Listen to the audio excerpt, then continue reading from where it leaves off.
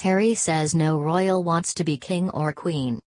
No one in the royal family wants to be king or queen, Prince Harry has told a U.S. magazine, but adds, "We will carry out our duties at the right time." Is there anyone of the royal family who wants to be king or queen? I don't think so, he told Newsweek. And he said the royals were doing it for the greater good of the people. The prince also spoke about walking in the funeral procession for his mother, Princess Diana, when he was 12, saying no child should be asked to do that. In 1997, Harry joined his father, the Prince of Wales, grandfather, the Duke of Edinburgh, 15-year-old brother, the Duke of Cambridge, and uncle, Earl Spencer, in the procession through the streets of London. Harry, who recently said he had received counseling to cope with the death of his mother in a car crash in Paris, said, "My mother had just died, and I had to walk a long way behind her coffin, surrounded by thousands of people watching me while millions more did on television. I don't think any child should be asked to do that, under any circumstances. I don't think it would happen today." The prince also talked about the role he and his brother are taking in what he called modernizing the monarchy. He also paid tribute to his remarkable grandmother for letting the younger royals do things their own way. "The Queen has been fantastic in letting us choose," he says.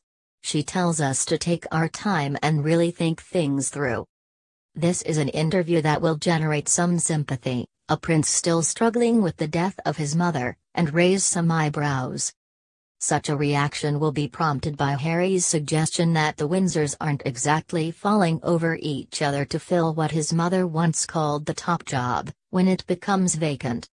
The Queen's heirs, he implies, will take on a position of enormous privilege because they have to, not because they want to. And despite the prince's important caveat that the royals do what they do for the greater good and not for themselves, his words have generated the Daily Mail headline "Harry, no royal wants throne."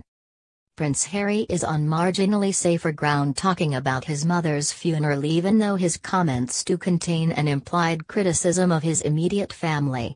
They could have decided in 1997 that he was too young to walk, so publicly, behind Diana's coffin. There is one other striking aspect to this lengthy article. It contains no comments by Harry about his father. Prince Harry told the magazine, which says it was given access to the prince for nearly a year, that he was involved in modernizing the British monarchy. "It's a tricky balancing act. We don't want to dilute the magic. The British public and the whole world need institutions like it."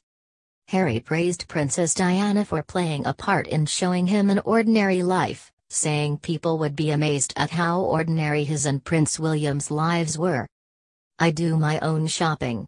Sometimes I worry someone will snap me with their phone.